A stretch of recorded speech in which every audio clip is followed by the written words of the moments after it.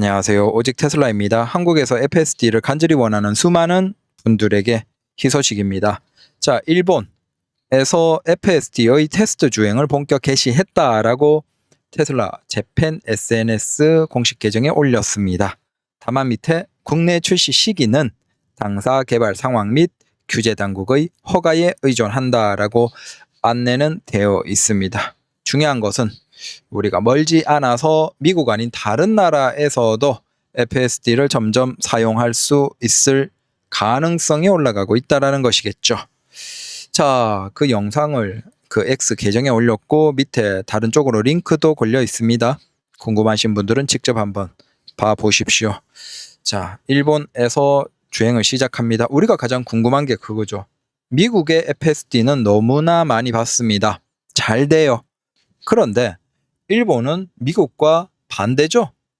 그러면 여기에서도 아무런 문제가 없이 차가 사람처럼 인식하고 주행을 할 수 있냐라는 것이 핵심이었는데, 영상을 보고 든 느낌은 확실하게 이게 다른 자동차 회사들은 개발이 불가능할 것이다.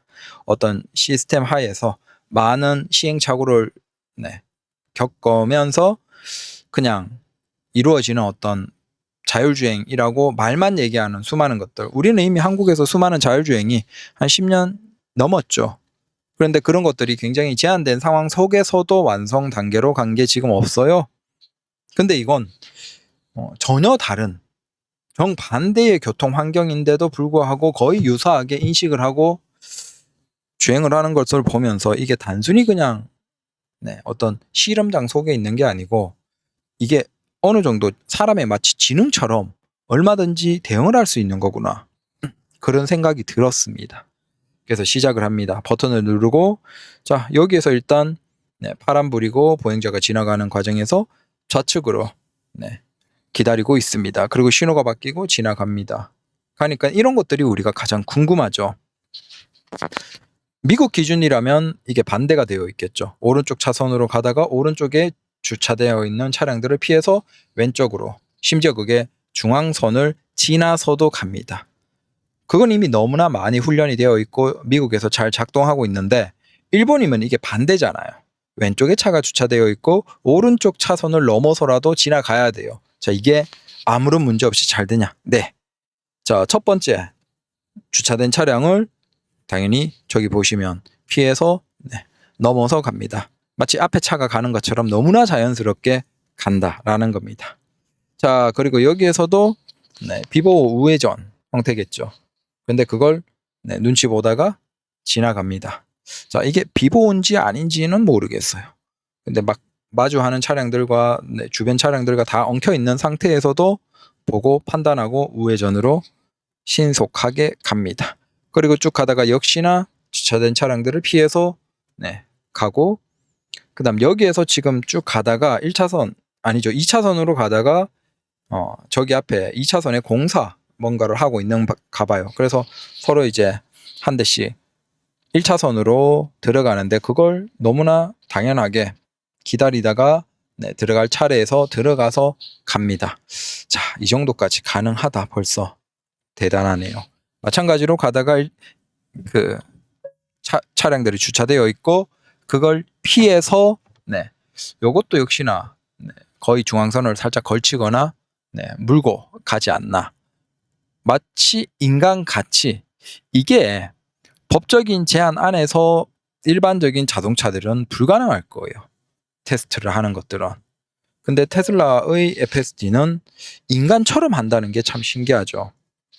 자, 그리고 여기에서 이제 우회전을 해야 되는데 눈치를 보고 천천히 지나가는 사람들을 보면서 합니다. 이미 미국에서 많이 봤던 그 정도까지 올라가 있다. 그래서 이게 어떤 지능, 이게 뭐라고 해야 되지? 이 시스템이 올라가면 사실은 180도 다른 환경에서도 이걸 유사하게 판단하고, 근데 다른 환경의 어떤 뭔가를 이해하고 가는구나. 이게 단순히 우리가 생각해서 좌우 바뀌었어 이렇게 지정해서 될 건 아니잖아요. 근데 이게 왜 가능하지? 여튼 가능하다라는 겁니다. 그리고 여기 사거리에서 신호 없습니다. 그래서 보행자를 보고 지나가고 있죠. 한 명이 지나가고 있으니까 굉장히 천천히 서서 지나가는 걸 보고 이제 갑니다. 자, 그리고 여기 이제 목적지인데 목적지 근처에 차가 주차되어 있죠. 그러니까 살짝 피해서 그 앞쪽으로 지나가서 주차를 하는 것으로 영상이 끝이 납니다. 당연히 이 정도 긴 거리는 아니에요. 뭐 길어봤자 한 1.52km 이내의 코스인데 이걸 영상으로 찍어서 배속을 조금 높여서 올렸습니다. 중요한 건 벌써 이 정도도 가능하구나 라는 겁니다.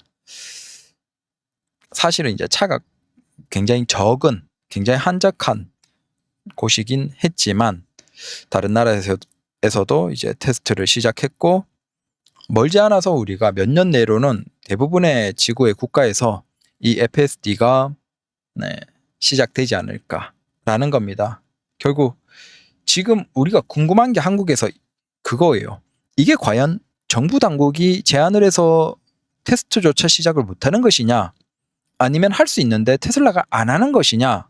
자, 여기에서 우리가 의문이 있고 한국의 커뮤니티에서도 계속 궁금증을 가지고 있어요. 근데 일단은 일본에서 시작했고 유럽에서도 시작하고 있습니다. 그것을 보면 테스트가 가능한 국가들에서는 시작을 하는 것 같아요. 근데 아직 한국은 공식적으로 얘기가 없습니다.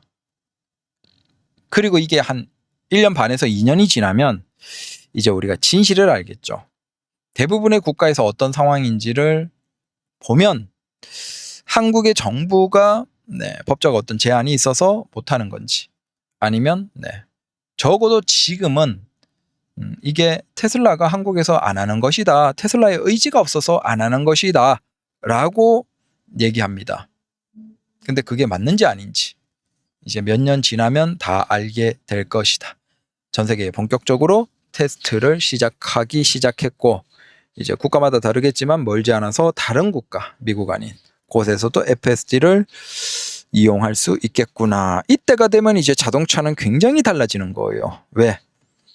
이 테슬라 차량만큼 반자율에서 자율주행으로 가는 그 과정에서 중간 단계, 저는 FSD가 자율주행이라고 생각하진 않습니다. 그럼에도 불구하고 반자율에서 자율주행으로 가는 이 과정을 자동차로 실현해내는 곳이 없습니다. 일반적인 글로벌의 자동차 회사들은. 그리고 가능하지도 않다라고 생각해요. 걔들이 해야 될 것은 지나가는 과정이 보면 너무 많아요. 자, 첫 번째로는 그러니까 글로벌의 자동차 회사들의 이 FSD 구현이 거의 가까운 한 5년 10년 내로 불가능한 게 차량의 연산 능력이 굉장히 부족합니다. 거의 이 FSD에 비하면 거의 한 386, 486 컴퓨터죠. 우리가 최신의 컴퓨터면 일반적인 글로벌 자동차 회사들의 그 반자율에서 자율주행 그게 됐듯이 연산 칩셋의 성능이 거의 100분의 1 수준입니다. 자, 그로 인해서 지금의 자동차는 구현이 불가능하고 글로벌의 자동차 회사들은 이걸 하려면 자, 일단 연산 칩셋이 굉장히 고성능을 달아야 돼요. 그리고 그 단 걸 바탕으로 소프트웨어를 이제 다 전환을 해야죠. 그 전환한 걸 바탕으로 운전자가 운전한 데이터를 학습 데이터로 쓸 수 있는 그러니까 데이터를 주고받는 그 구조까지 이미 자동차 구매자와 계약을 하고 다 시스템을 갖춰야 돼요. 그게 테슬라는 다 이루어져 있죠.